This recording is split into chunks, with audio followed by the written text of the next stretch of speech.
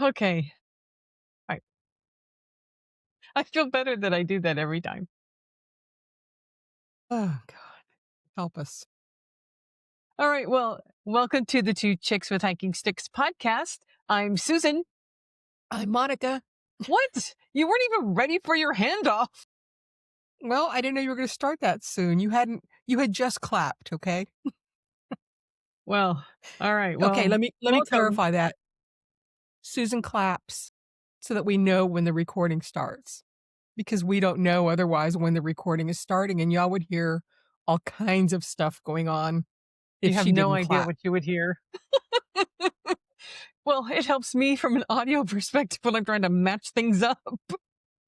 But anyhow, so we are the Two Chicks with Hiking Sticks, and we cover the natural, historical, and cultural world around us. Yes, we do. I always feel better when I say that because it really brings to light all the things that we try to cover in our little podcast. And today, you Today. know, I always feel like it's my mission in life to bring light to some areas that maybe, I don't know, don't get as much light or as much attention. And today is one of those. Please tell us It more.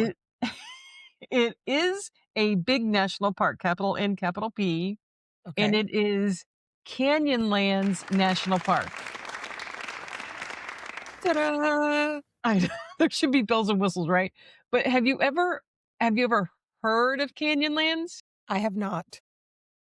Well, and I mean, of You course. shouldn't be surprised though because there are lots of parks I haven't heard of. Well, but the amazing part is that this is actually a big national park. I mean, it's one of the 63, so it's not like it's like a national monument or something like that. This is actually a big national park. Now, I think how it gets drowned out in life is because it's right near Arches National Park. So let's talk a little bit about Utah. I have heard about arches. Yes, Yeah. but go on. So I suspect I know what you're gonna say, but please go on. please continue. So Continue. Utah has what is called the Mighty Five. And the Mighty Five are the five national parks. Yeah, Utah has five national parks. Yeah. That little state. We have two I was in Texas, saying but whatever. it's not even that big of a state. But it has five. Yeah. And so most people, when they think of Utah and they think of national parks, they think of Zion or they think Mhm. of Arches, just those two. And Bryce, isn't Bryce one? Well, Bryce then I think probably comes in third. Okay. And then you've got these other two that people probably don't really recognize. I do not. Capitol Reef is one. Have you ever heard of that one? No. Not at all. Never. So Capitol Reef is one, and then Canyonlands is the other. So that Okay. makes up the five. So you have Bryce, Arches, Zion, Capitol Reef, and Canyonlands. Okay. Now, I don't know why as many people don't visit, like half as many people visit Canyonlands as they visit Arches, and they're pretty much almost right next door to each other. Like Wow. seriously. Yeah. So they're located, so again, as I said, it's in Utah, but it's if you look at Moab, so it's on the eastern side of Utah. Moab is the city that generally everybody would stay in if you're going to go visit Arches Right. as we call it, Arches. If you go to Arches or if you go to Canyonlands, they're both kind of right there. Okay. I don't really know geographically what Utah looks like, but I'm just agreeing with you and saying, "Okay." What do you mean you don't know what? What do you mean you don't know what Utah looks like? I mean, I kinda know it's, like, sort of squarish. It's, like, one of the few states that actually looks like like it has a square form, rectangular kind of form with a little tiny tab at the end, I think, Yeah. if I'm Or thinking of it yeah. correctly. Yeah. Yeah. That's all I know. Okay. Well, it's a Mormons. it, well, the thing I think about, like with the Mighty Five that are in Utah, and we haven't covered any of the ones in Utah, and I've been hesitant because a lot of people have a lot of feelings about Zion and Arches, but I really wanted to cover Canyonlands because I just found it fascinating, and I found it to be just overlooked. And I mean, I don't know, maybe it gets 800,000 visitors a year or something. I mean, but in the scheme of big national parks, that's not a ton, in my opinion. But Right. especially when it's sitting next to Arches, which, gets probably like 1.5 million, visitors a year. Right, right, So, all right. So Canyonlands. So, we always like to talk about one, why are we recognizing this place as a national park? And then the second thing is kind of how did it become what it became? And as with most places, like if we think about when we covered petrified forest, remember we talked about that really was like back in the day, millions of years ago, it was like as if it were like Costa Rica, like that kind of right, environment, right. which Kind of blew my verdant and mind. tropical. Yeah, Yeah. So Canyonlands is essentially the same thing that 300 some odd million years ago, it was water. Like it boggles your mind. That part of Utah is just, you don't think of that being water. I mean, sure, you got Salt Lake, whatever. I don't even know how to, when you're standing there, you're like, this was all water once. It's like, it just boggles the mind. right, So anyhow, if you think about again 300 million years ago, it was basically water and ancient seas and this salt water because we know that there's a lot of salt water that's out there, right? Um, and it was submerged under this water, and so over time and millions of well, a few millions of years ago, when this was happening, and then water started to evaporate, as things change in this world, right? Then you get this salt and this gypsum that stays behind that eventually hardens into like rock. right. It's fascinating. So, would you say that in that area, maybe salt probably played a huge role? Because when you see the pictures of these parks, I mean, it's eye-opening. It's like really enchanting, and the formations are different than you find anywhere else. I mean, just by pictures. Like I said, I've never been to any of them, but when I see the pictures, I'm like, these are completely different than what you see anywhere else. So I'm assuming the salt is the main factor maybe in that. Well, I would Maybe. say salt definitely plays a part in it. So if you think about first, we had all this water, and then leaves behind the salt and the gypsum, and then if you think about less than 100 million years ago, we had the uplift or the tectonic shifts that lifted up everything, and what they found is that this this layer of like salt and gypsum was so hardy and sturdy that when the tectonic plates were doing its thing, it's basically lifted it. It wasn't like, we normally get mountains like, become sharp edges and things like that. Right. No, it just kind of lifted everything, So which nothing is, cracked. well, yeah, essentially, right? Generally. I Yeah. know we have no way of knowing, but I'm just saying visually, mentally, I'm seeing everything just kind of go up without Yeah. cracking. Yeah. So you have, water dries out, then you have this uplift, and then you have these rivers. Now, this is probably like in the last 6 million years, you have like these rivers that are going through and they do their carving, right? So like this in millions of years, this has been happening. And so this is what then, you talk about the salt, right? Because there's a lot of that salt that's in there. And they describe it as it flows, it flows like toothpaste. And so when you get that visual of it flowing like toothpaste, Okay. Yes. Yes. one, that's not really flowing. Toothpaste don't flow. At least my toothpaste don't flow. but that it's moving slowly, and it then is shifting and collapsing and creating Yeah. different types of views, right? So this is what makes up, you've got these mesas and these buttes, which I had to remember again, what's the difference between a mesa and a butte? We did talk about this. We did.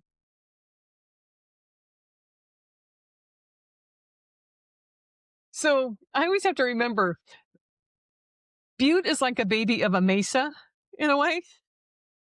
So a mesa is wider and a All right. butte is more narrow Okay. and is kind of like a remnant of maybe an old mesa. Okay. So a butte would be like if a mesa had been carved away or worn away with time, you have just one tall structure left with a flat top. Yeah, or you can tell it's part of one. And best place to go see that is Monument Valley. I mean, I think they have some of the most beautiful mesas and buttes. And maybe I don't know if we were talking about that one, but I remember when we were talking about it before. Yeah, It's like and we have, understanding that yeah. difference. To me, it's all kind of essentially at a very high level, essentially the same thing. So anyhow, but and then you get into like, current time, you've got wind and rain and then the cold season, warm season, things are cracking, whatever, widening, and then it's the contraction and stuff like that, right? That creates what you see today. And when you go to Canyonlands, it is it's like stepping out there. Okay, let me back up a second.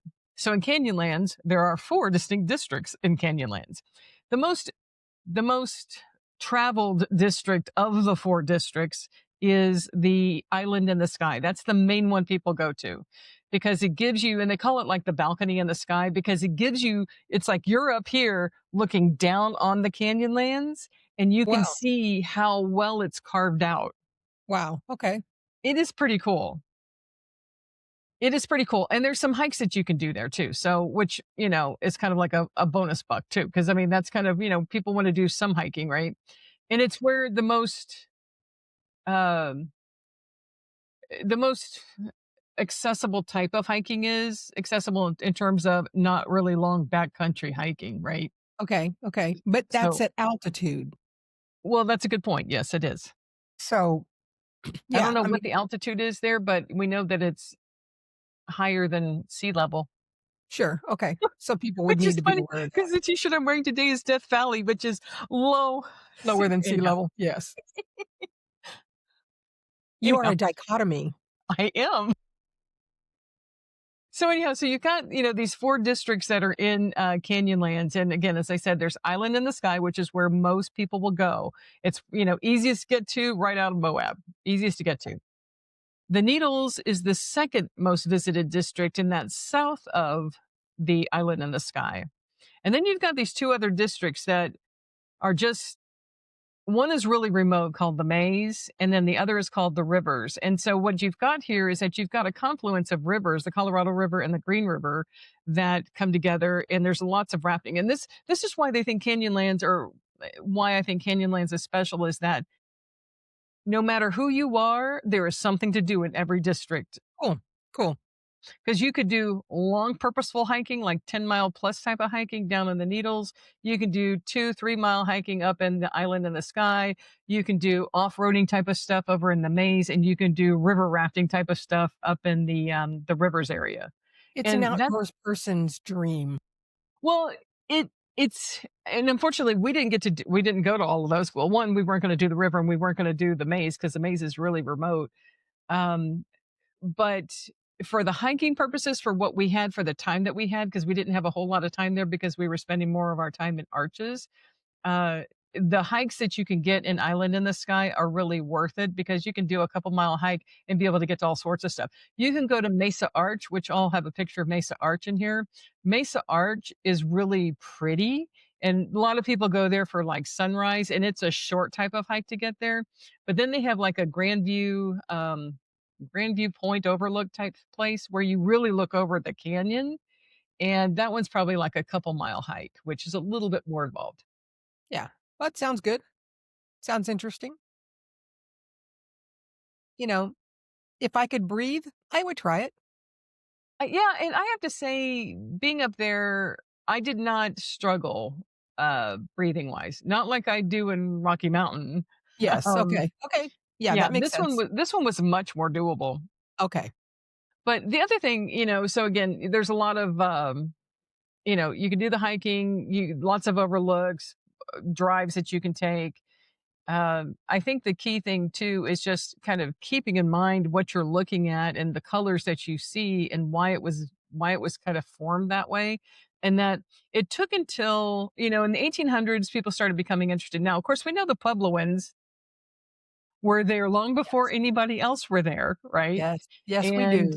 yeah, thousands of years ago. And you have more remnants of them living there down in the Needles district. So if you're Mhm. really interested in that, you're gonna wanna go there. Okay. But they were there, and then John Wesley Powell is the one who took the river and kind of was understanding, how the river flows and kind of mapping out what the canyon looked like. So that's kind of like that rivers area that you can take advantage of. But after that, then people started to go, "Ooh, this is some land we all really want to have." We all think we should like be able to do stuff like, "Ooh, take some stuff out of it, like minerals or whatever they can maybe find out of it." Yeah, Yeah, because that's what we do. Because that's this what we do. park, yeah, this park was not saved as a park until 1964. Wow, that's kinda recent.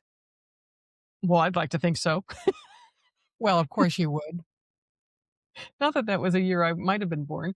But when you look at it, 1964, I mean, people used to have the gumption to say this land should not be developed because, and I think about this, and I think about this in terms of, y- you know, land anywhere in this world, right?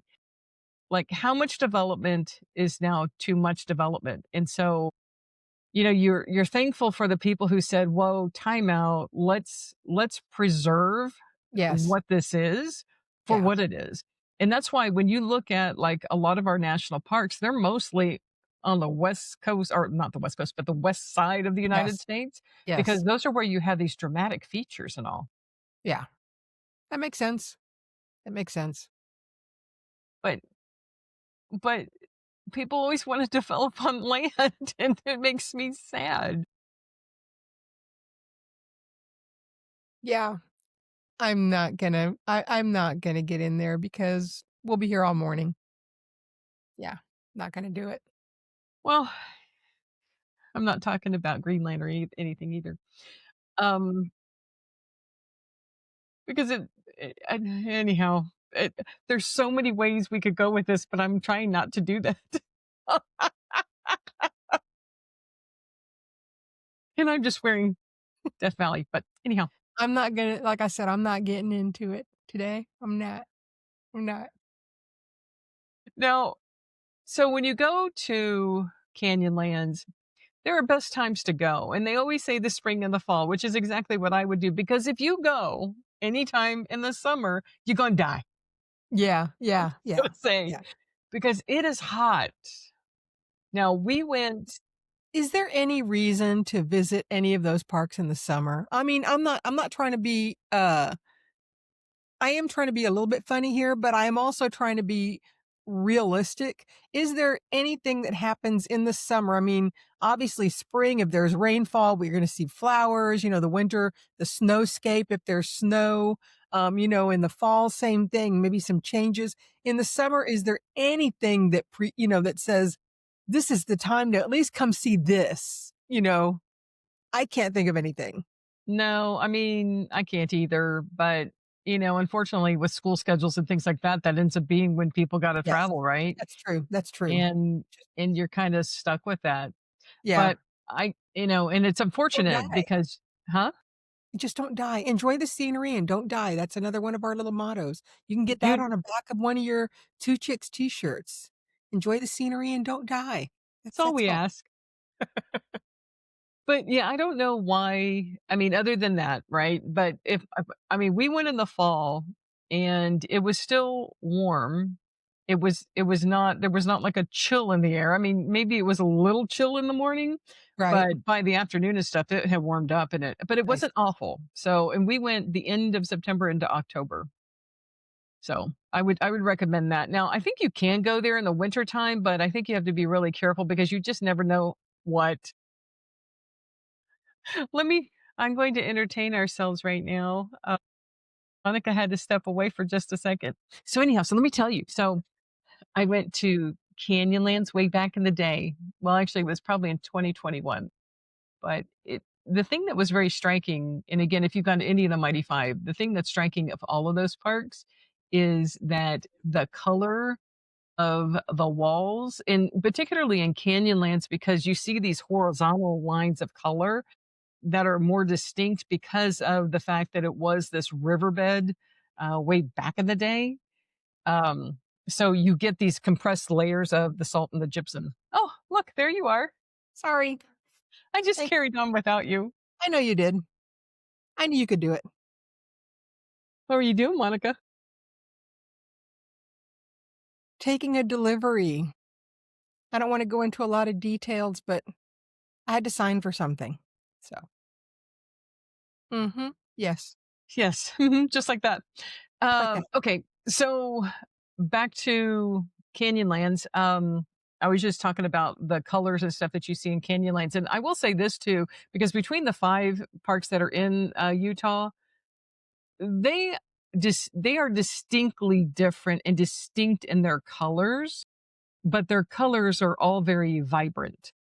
Nice. And it really and I've always said this too about pretty much any place that I go, is that sunrise and sunset, going at those times, not at high noon, give you the best pictures Yes. and the Yeah. best color capture of what you're looking at. Well, I totally agree with that, and even at my limited experience in any of those areas, by far, sunrise and sunset are where you're gonna get the most beautiful pictures. Just because well, even something like the Sandia Mountains there in Albuquerque, when you hit especially at sunset, when you're seeing them, the color changes on the mountains, um, it's Yes. amazing. So, I can only imagine in a place like that, the way the colors change as the sun goes up or down has got to be beautiful. Yeah. Did I ever tell you the story about, like, because I used to drive to El Paso a lot with one of my friends, and it was the first time I forget, I don't even remember why we were, like, heading towards El Paso, and it was, like, dark 100 and the sun was coming up, that it was the first time that I actually saw, when how we reference Purple Mountain's majesty?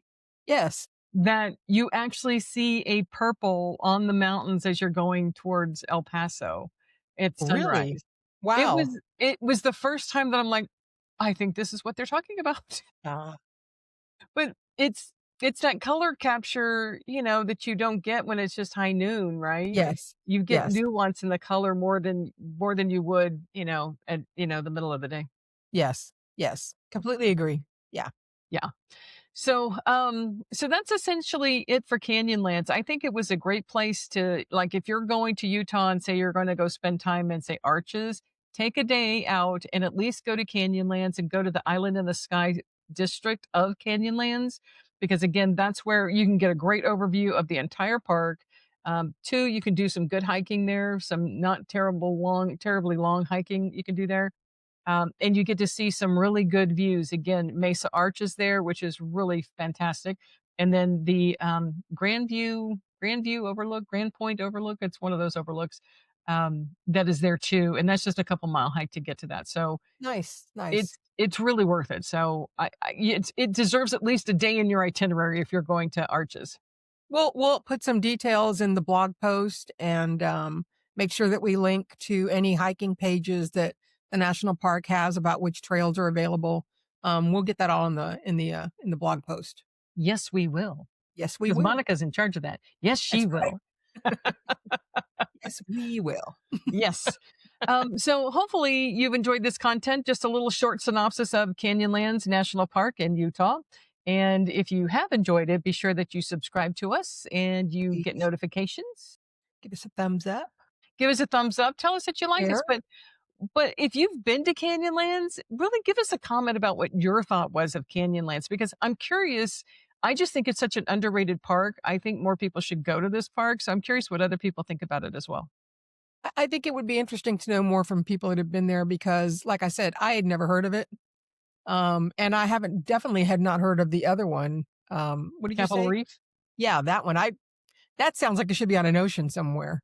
It does. Well, again, there was water throughout Yes. this whole area, but Yes. in Capitol Reef was another stunner of, like, I'm surprised more people don't go to Capitol Reef.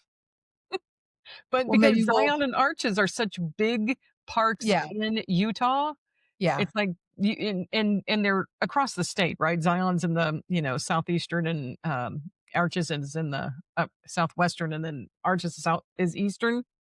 They're so far apart, you may not do those all in one trip, but I would recommend that you do all 5. Take a Nice, 2-week trip nice. and do all 5. Sounds good. All right.